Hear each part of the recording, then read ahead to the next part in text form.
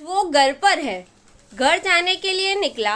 अशांत और विचलित मन लिए सब्जी मंडी पहुंचा। कुछ सब्जियां खरीदी। आज कुछ देर हो गई थी तो घर पहुंचकर खिचड़ी अथवा मैगी बना लेने का विचार चल रहा था। पिछले सप्ताह के एक भी कपड़े धुले नहीं थे, अतः 5-6 दिन से एक ही पैंट को रगड़ रहा था।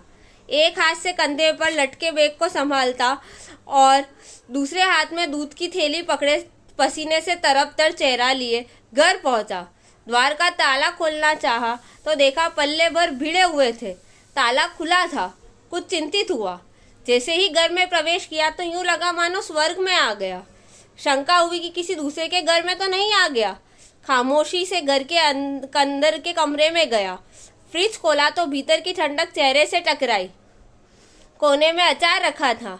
मेथी की भाजी बारीक और व्यवस्थित कतरी हुई करीने से रखी थी।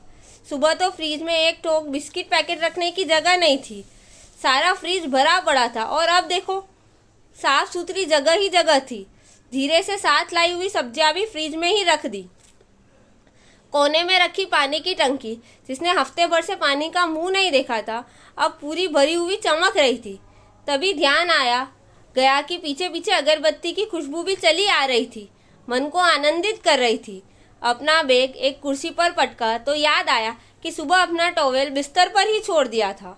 देखा तो वहां न होकर वह खिड़की के बाहर तार पर लटका सूख रहा था। अलमारी का पल्ला खुला था जिसमें बिना धुले कपड़े थे, लेकिन अब सारे ही धुले इस्त्री किए व्यवस्थित रखे थे। सुबह एक रुमाल मिलकर नहीं दे रहा था और अब अंदर साफ सुथरे रुमाल पर रुमाल की गड्डी रखी हुई थी। सुबह सॉक्स की जोड़ी नहीं मिली तो अलग अलग डिजाइन के मोजे पहनकर निकल गया था, लेकिन अब सारे सॉक्स एक स्थान पर उपस्थित पड़े मुझे देख मुस्कुरा रहे थे। लाल पीली नीली शर्ट्स बढ़िया हैंगर पर टंगी हुई थी। धीरे से टीवी के सामने बैठा। टीवी जिस पर धूल की परतें जम गई थी अब चमक रहा था और स्क्रीन पर चित्र भी स्पष्ट दिख रहे थे। प्यास लगी तो पानी पीने किचन में पहुंचा।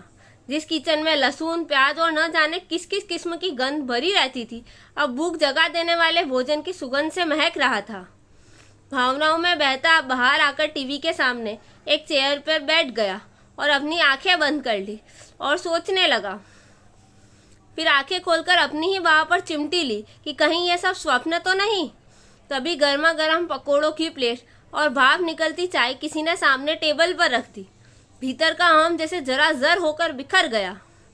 जब थक कर आता था तो जैसे तैसे दही चावल पर गुजारा कर लिया करता था, और आज भाप निकलती स्वादिष्ट चाय और गर्म पकोड़ों का आनंद ले रहा था।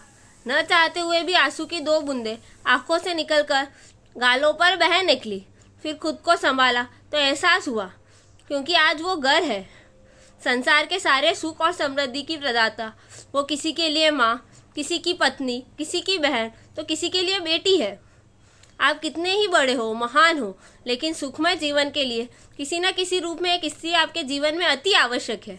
वो किसी भी रूप में हो, मगर घर को वो घर वही बनाती है। 4 दीवारों से मकान बनता है, जब उसमें रिश्ते परिवार हो तो वो घर बनता है। आप सभी पढ़कर जिस भी संबंध माँ बहन बेटी पत्नी बहू को याद कर रहे हो, मेरा आग्रह बस ये है कि उस स्त्री के संबंध के महत्व को समझे, उन्हें आदर सम्मान और स्नेह दें। Thank you.